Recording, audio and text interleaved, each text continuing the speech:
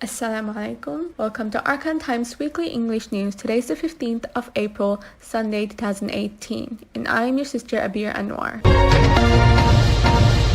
Bangladesh government has taken steps to relocate the Rohingya to smooth and safe location where there is no possibility of landslide, which is a risk for people to live during the monsoon. It is learned.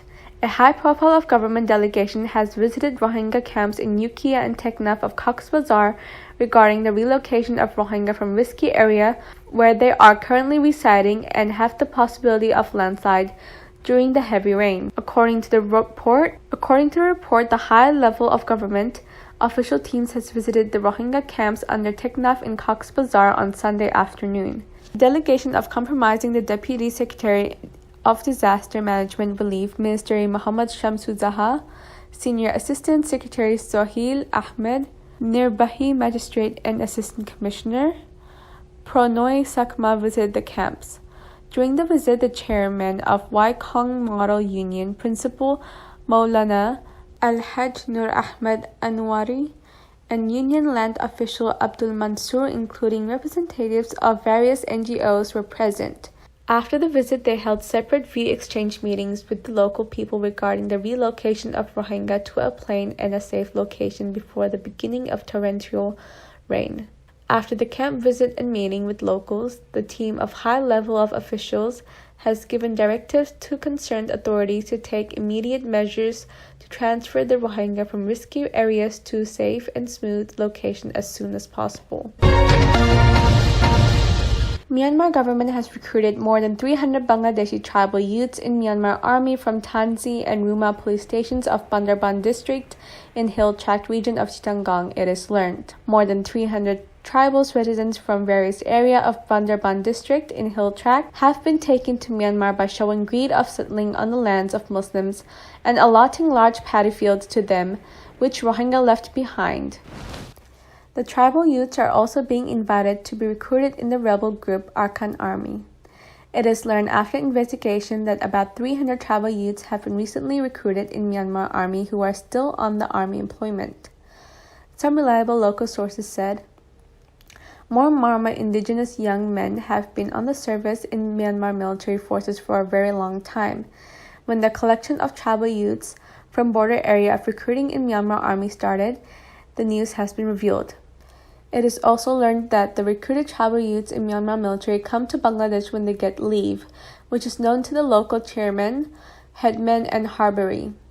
The locals apprehend that these dual citizenship holders, who are arms trained up, know the roads and various places of Bangladesh.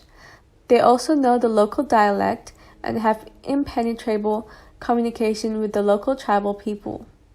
Therefore, they may carry out any kind of terrorism in the country joining with the arms group. The issue is so serious to be looked into, which is dangerous for the safety of the nation of Bangladesh. They are Bangladeshi citizens in Myanmar army now. The names of some such recruited youths in Myanmar army have been received after inquiry. There are more than 300 tribal youths recruited in the Myanmar military forces who are still on the service. Locals said the issue is harmful not only for Rohingya but for the government of Bangladesh and people. Rohingya who can prove of residency in the country in the verification process will be taken back by Myanmar government, Social Welfare Relief and Resettlement Minister Win Myint A said. The Minister for Social Welfare Relief and Resettlement said this while visiting the Rohingya refugee camp of Kutupalong in Cox's Bazar on Wednesday. More than 700,000 Rohingyas have fled to Bangladesh following the crackdown conducted by Myanmar security forces in Myanmar after August 25, 2017, where thousands of innocent Rohingya civilians were brutally killed. This is the first time that the Myanmar Social Welfare Relief and Resettlement Minister is visiting the Rohingya camps in Cox's Bazar since the inception of Rohingya influx in Bangladesh. The minister arrived at Kutupalong refugee camp at around 10:50 a.m., where he had an hour-long meeting with the refugee leaders regarding the Rohingyas crisis. When the minister met the Rohingya representatives, the environment was in a tense situation following the demonstration staged by the Rohingya When the minister met the Rohingya representatives, the environment was an intense situation following the demonstration staged by Rohingya before him holding the banner with some points of demands of Rohingya to be fulfilled before repatriation. Meanwhile, the demonstrators clashed with the police when they tried to move the refugees. Later, members of law enforcement agencies charged with batons at demonstrators to bring the situation under control. The points of demands put up by Rohingya before the visiting ministers are as follows. 1. To reinstate Rohingya ethnicity and citizenship. 2. To restore basic human rights such as freedom of movement, religion, education, and health care. 3. To ensure safe return to their protected ancestral homeland in northern Arakan. 4. To allow UN fact-finding mission. 5. To allow international media in northern Arakan. 6. To provide safety and security to their remaining Rohingya in Arakan. 7. To allow Rohingya from IDP camps to return to their places of origin. 8. To allow Rohingyas to contribute Myanmar through culture, politics, economics, etc. 9. To rebuild the ancestral homes and places of worship destroyed in the violence.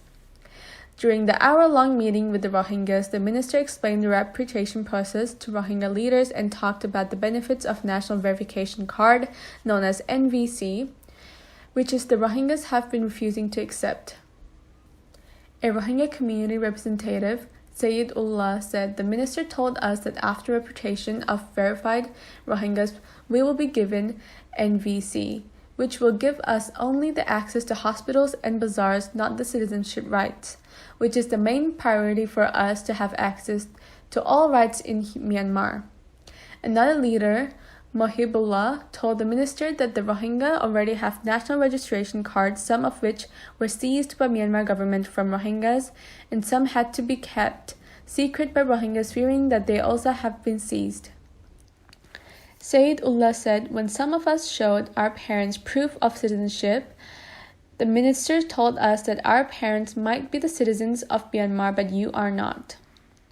The minister Win Myat A is telling us that we do not belong to Myanmar, we are Bengalis.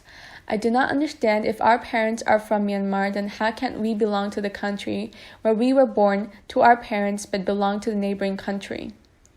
During the meeting with the Rohingya representative, Sayyid said, "Bangladesh is not my country. I do not belong to this place. I want to go back to Myanmar, where I was born and grew up, and want my rights as citizens, which I deserve from Myanmar government, like other ethnic minority groups, which are enjoying all kinds of human rights." But the minister talked about everything but not our citizenship, which is our highest priority to deserve from Myanmar, as we are indigenous ethnic minority people of Myanmar.